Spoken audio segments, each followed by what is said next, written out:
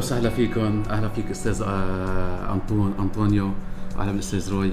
اهلا فيكم بمنطقه الضمنيه، منطقه الامن والامان. اولا بدي اخبركم نحن اتحاد جمعيات الضمنيه تاسس سنه 2016. بيتالف تقريبا هلا مبدئيا من 22 جمعيه تقريبا. نحن اعمالنا على كل الاصعده، ثقافيه، انمائيه، اجتماعيه، تربويه. عندنا الحمد لله نشاطات كثير. بمشروع تعزيز قطاع السياحة بالضمنية تعاملنا مع المؤسسة اللبنانية للسلم الأهلي والجي آي زد بمشروع كبير قاموا فيه بمنطقة الشمال اسمه قدرات الشمال. هذا المشروع دعم تقريبا على علمي شيء 24 جمعية بالشمال، وكانوا كلهم قدموا مشاريع قيمة للمنطقة على صعيد الشمال ككل. منطقة الضمنية منطقة كتير رائعة بجبالها، بوديانها، بينابيعها، بثلوجها، بشعبها الطيب. يعني كل الأمور بتجمع الإنسانية اللي هي دائما فيها الطيبة والأمور اللي بتودي للصدق وللإخلاص لكل المنطقة. نحن اليوم إن شاء الله حنطلع ضيعة بخعون، حنصور فيها فوق في محل هيك صغير إن شاء الله في لقمته طيبة، حنصور فيها.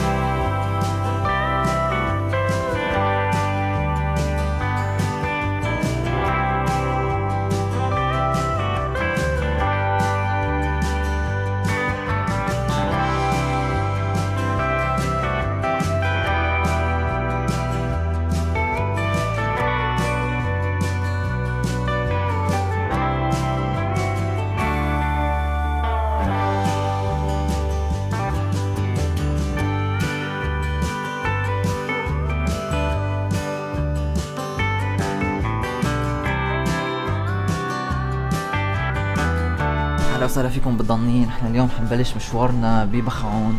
نحن حاليا موجودين بمنطقة الخربة بقلب بخعون، بقلبها بيوت عمرها فوق 100 سنة، وحنبلش ترويقتنا من عند حجة بتعملنا سمنة وسكر.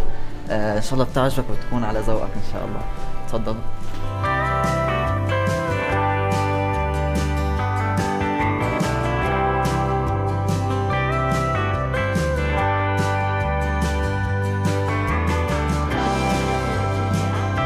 أميرة إسماعيل بيه، بخعون، منقوش، معجنة. وبتفتحي كل يوم؟ كل يوم من الصبح للعصر لبعد العصر. هيدا الفطير بسكر، بيقولوا فطير بزبدة وبسكر. شو بنحط هلا؟ هلا هي الزبدة. هاي الزبدة. ايه.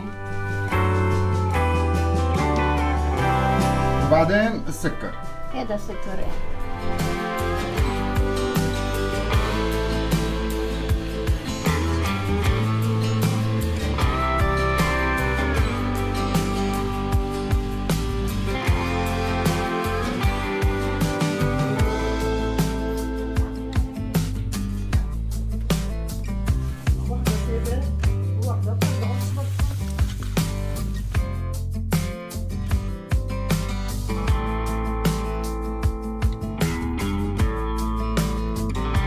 هيدي المبرومة، سكر، زبدة، مكسرات، خرزانة. كيف المنقوشة؟ غير شكل، طعمة ولا أروع، كتير طيبة. هيدي رائعة رائعة رائعة، وبتصحكم تيجوا تاكلوا منها. ماشي كده. جيل.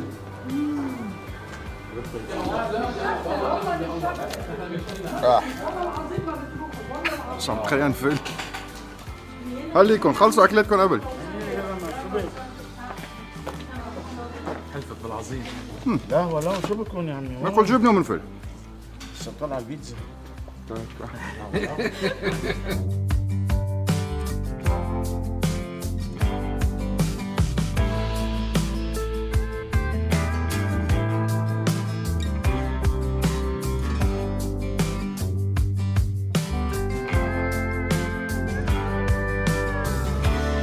اهلا وسهلا فيكم بالترميز. نحن تاني اكبر ضيعه بالضمنيه بعد بعصفرين، تبعد عن بيروت ب 120 كيلو. عندك اكبر محميه بالشرق الاوسط هي بالترميز، ومفتوح فيها دروب. يعني نحن اليوم رح ننزل على درب من الدروب كلياته، وكل درب له اسم. ضيعه كتير كبيره، كل الدروب بتودي على بعض. واهلا وسهلا فيكم. الصنوبر والشربين، وعندك السنديان، وعندنا منطقه اسمها الشيخ محمد كلها سنديان.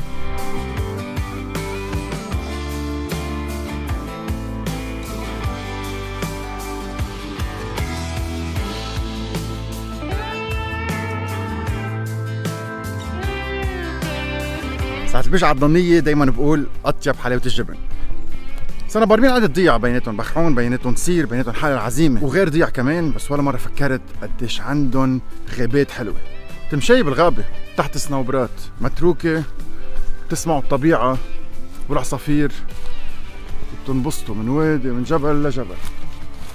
نايس. اطلعوا على الضنية.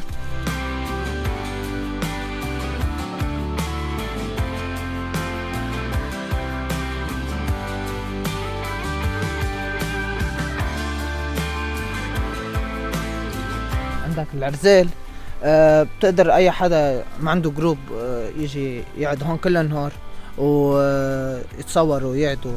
فيك تعمل مثل سهرة نار.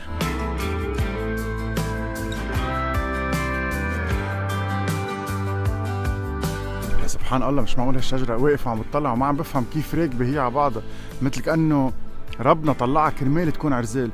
1 2 3 4 5 عن كل الميلات. اللقطة أوضة ما في شي بهزها، شي بيت هون نومي غير شكل. Where's the walk؟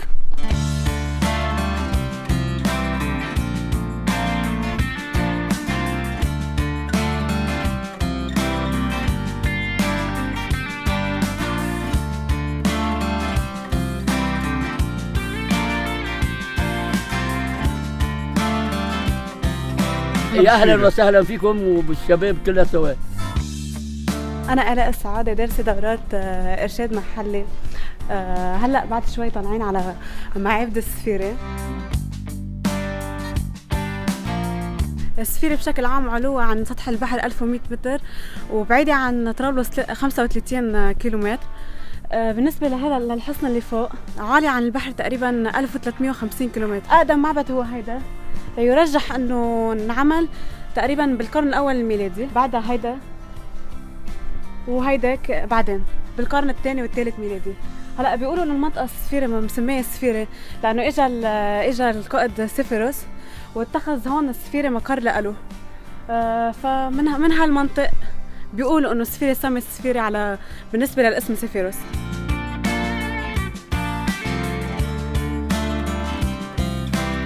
هذا المعبد الملكي هي عملته. فهيدا الحجر اذا بتشوفوا كان على بيرجح انه كان على البوابه، وكتبت عليه انه هي اللي عملته.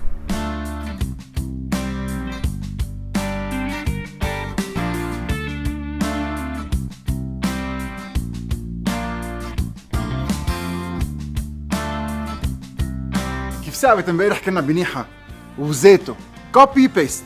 هيدا شوي على حجم اصغر شوي، زيت المدخل، زيت البوابه، زيت البوابه الصغار على المدخل، وبعدين الدرج. وبتقولوا طب ما هول هن، بس ساعة بتشوفوا هالاوضه اللي تحت اللي هون مسكره كمان هي زيتها موجوده.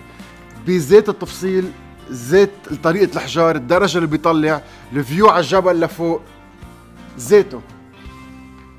1 2 وكم واحد تاني بعد فيه بلبنان، يمكن كان في كتير بس تهدموا.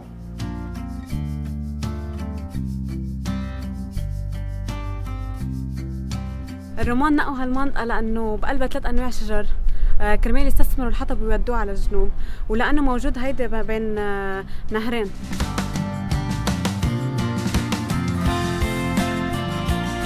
زيته مثل تبعنيحة. عنا المعبد الصغير، المعبد الكبير، قلعة الحصن اللي موجودة فوق، وأكيد كتير محلات بلبنان كمان. الرومان قديش تركوا مخلفات حلوين، قديش تركوا إرث بمنطقتنا. ويمكن شي نهار بنعمل حلقة مع حدا دارس كل البرمة الرومانية بالمنطقة، وليش نقوا هالمعابد، ليش نقوا هالمراكز، هالمناظر اللي بتعقد اللي ورانا، هالنقط استراتيجية كتير مهمة. وليش كان في الكبير نصانة والأصغر والتركيبة تبعه شي روعة. بالضنية بتاخدوا الطريق وبتضلكم طالعين تلحقوا جوجل مابس على الراس. هون المنظر روعة.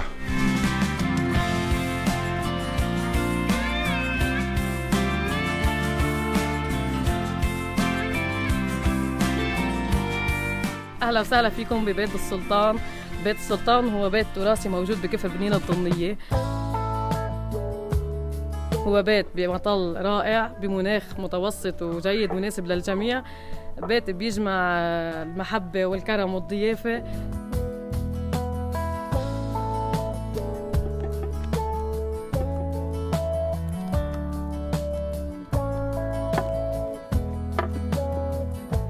بيت السلطان كان هو عبارة عن غرفة خاصة، غرفة حجر خاصة مع مجاء مع أشياء قديمة. كان فكرة زوجي هالفكرة، هو حب يعمل هالغرفة لقاله لشباب وسهرات خاصة. صارت العالم تيجي من خلال الاستاتيات والصور تيجي تتصور وتشوف وهيك.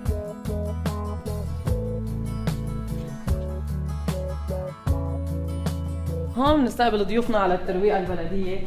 في هلا اكيد تشكيله موجوده قدامنا شو هي الترويقه البلديه. هون الغرفه الاساسيه ونقطه الصفر اللي انطلق منها المشروع.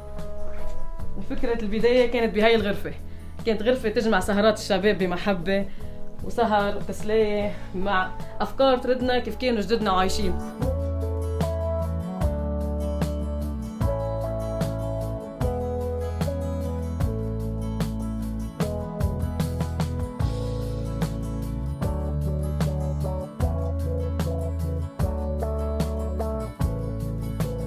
تسلم الدايات. عم تسمعوا القرشة؟ يا سلام. ها ما قرشة. وبلشت تشتي. نزلت البركة من السما. رائعة. الزعترات رائعين، حديتهم رائعة. عجينتك اخوات. او ماي جاد. بدي صار لي مش اكل هيدا اللقمة، لقمة الجبل، لقمة الضيعة بتبكي. ومعظم الكلمة بتزبط بس جوسي انسايد اوت. انا تركت شقفة منها، رح احط لها لبنة، حبة بندورة وانبسط بالباقي. صحتين. هيك يا بلا. حلوة القعدة كتير وحلوة الجامعة وحلو البيت الخشب والسقف بيت الحجر والسقف الخشب والقعدة التقليدية واللقمة الطيبة كتير. كتير حبيت تفاصيل بهذا البيت، صحون، فناجين، الأكل كتير طيب، فيه نفس كتير حلو، منقوشتهم روعة، مربيات والحجر والخشب وكل تفصيل فعلا فاجأني. نحن هون ببيت السلطان كفر بنينة الضنية. للحجز ضروري 03-311-624. كل ما اطلع على ضيعة بحب هيدا التراكتور، دايما بطلع بجرب، صرت عارف سوق كتير منيح، بريمير دوزيام بعجبكم بالموضوع. بحب كتير هذا التراكتور وبعتقد اليوم كل بيت بلبنان رح يرجع عليه ويرجع يشتري واحد. بس هذا لفت لي نظري لانه جديد، مزبط، مدهون، كرسته غير شكل، سكسي لا؟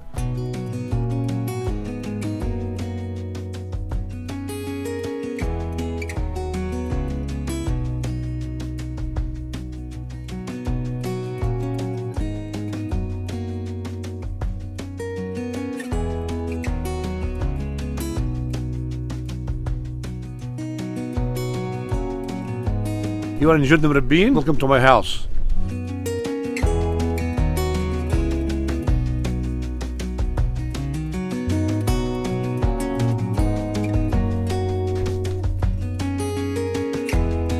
We built this house. It took 5 years to build, from zero until now it's all finished. And as you can see, we took our time to build it, and it's come out very nice, really nice. But it takes time to build.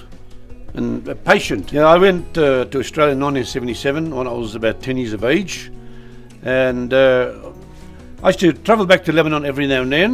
In 2000 I decided to come back to Lebanon and stay in Lebanon, and I started coming here to the mountains in the Jordan Rabin, and I started building this house slowly, bit by bit, And as you can see, it's all finished now.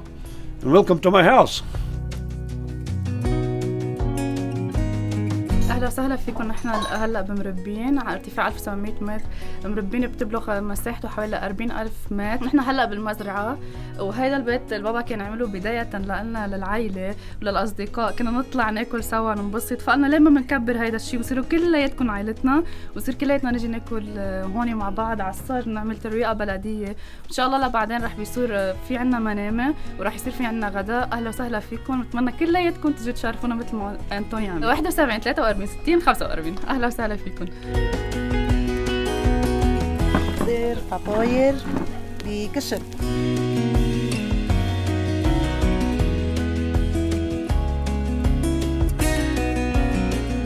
لازم تلفنوا وتحجزوا قبل ما تطلعوا لحتى ننبسط سوا كلياتنا هون. رح ناكل منقوشه طيبه من ايدين عمتو نجوى على الصاج. واهلا وسهلا فيكم كلياتكم وقت اللي بتحبوا. نحن بالصيف هون اذا الله راد وناطرينكم. ما بينشبع من الزعتر، ما بينشبع من اللبنه، بضل واحد بيشوفهم وبيرجع. بندوره بلديه حبه حد الثانيه. هون رح نحط لها طبعا شكله شي طيب وشويه نعناع. وانا امنت حالي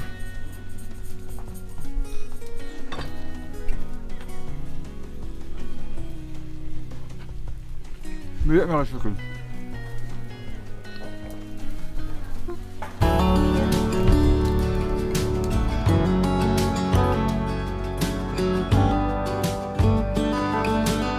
هيدا اكل الشتاء واكل بيدفي. كل ونصصعة كشك وشنكليش وكل شيء بيست. وقررت تترك كل شيء تتجي تربي الاولاد هون بلبنان؟ رغم كل شيء. صحيح. والقعده بالجرد وبالجبل وعلى الارض موت واللاقي من غير شكل. اي والله كثير حلوه. انت خلقان باستراليا؟ لا مني رحت من هون من 10 سنين. ورحت كل هالسنين؟ طفولتي كلها باستراليا. ورجعت؟ ايه. والله عافاك. في اطيب من الاكلات والقعده بتجنن والجامعه والاصحاب والله العظيم هالاخوه وجود طيبين بفضلكم. اهلا وسهلا فيكم. الله يقويك. صحتين. ميرسي استقبلت عندك بالبيت. كلكم فيكم تجوا مثلي بس مش هالشتويه لانه بدها تبلش تتلج هلا وبتسكر الطريق على شي 3 امتار. على راد ابتداء من صيفيه الجاي. اهلا وسهلا فيكم. اهلا جيل وسهلا. نجي بننكش سوا. اهلا وسهلا. يس يس يلا باي.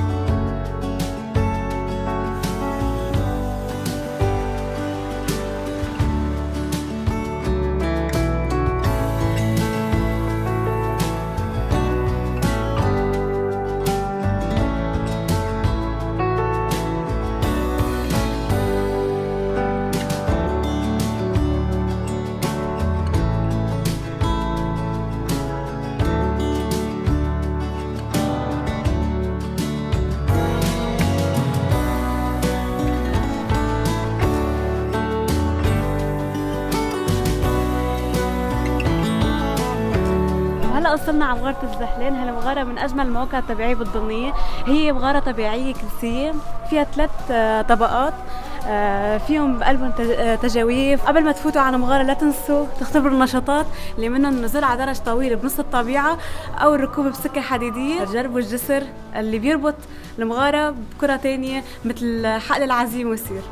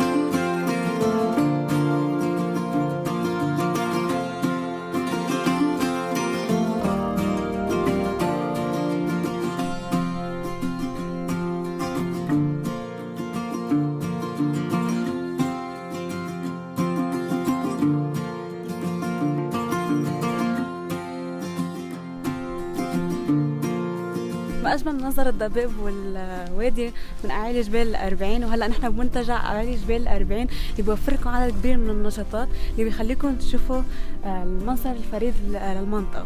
منه جسر الممتد على اللي بيصل طوله 20 متر وارتفاعه 300 متر، أو الجسر الموجود بين الكفين، أو إنكم تجربوا المرجوحة اللي هي أعلى مرجوحة بلبنان والشرق الأوسط اللي بتزيد لزياراتكم التشويق. مشروع كتير مهم جاب كتير ناس على الضنية. كلنا سمعنا على المرجوحة، كلنا وقفنا على هيدا الجسر وطلعنا نزول، وأغلبية العالم اللي مشيت على الجسر وطلعت على منظر بيقولوا بمجد الخالق. فينا خبركم تقريبا من 3 أو 4 سنين ساعة جيت على منطقة بخعون طلعنا على هيدا الجسر وكان المنظر فعلا رائع. بده القدر انه اليوم ما نقدر نقشع شيء، مع انه الضباب كتير حلو والبرد كتير حلو، بس هيدا بيقول انه لازم نرجع له ونعمل له حلقة واحدة. هيك بنكون خلصنا حلقة اليوم. برمي على الأماكن اللي كتير مهمة أو اللي لازم تزوروها ساعة تجوا على الضنية. الضنية is yet to be discovered. بعد في كتير اشياء حلوة، بعد في كتير محلات حلوة، وبعد ما أكلنا كنافة، وبعد ما خبرناكم عن حلقة الجبن وغيره وغيره. طيب هيدا نشوف نتعرف على الشباب ويخبرونا ليش حضروا هذا النهار وشو رأيهم. بنهاية هالمشوار الحلو بدنا نتشكر اتحاد جمعيات الضنية برئيسها الدكتور عز الدين صبرا، بالإضافة للمؤسسة اللبنانية للسن الأهلي الدائم والGIZ على هيدي اللفتة الحلوة يلي خلتنا نجتمع اليوم بجامعة كتير حلوة بقلب الضنية. رحنا عن أهم المناطق يلي لازم يتضووا عليها اللي بيعكس جمال الضنية وطيبة شعبها. وبالنهاية كمان نتشكرك أنت كشخص كدكتور أنطوني رحيل على هيدي الزيارة الحلوة، وإن شاء الله بدنا نيجي تيجي لعنا مرة تانية وثالثة ونعمل فيديو 2 و3 باقيين. وشكرا كثير لكم، وميت أهلا وسهلا فيكم كلياتكم جميعا ناطرينكم. أهلا وسهلا فيك بيناتكم.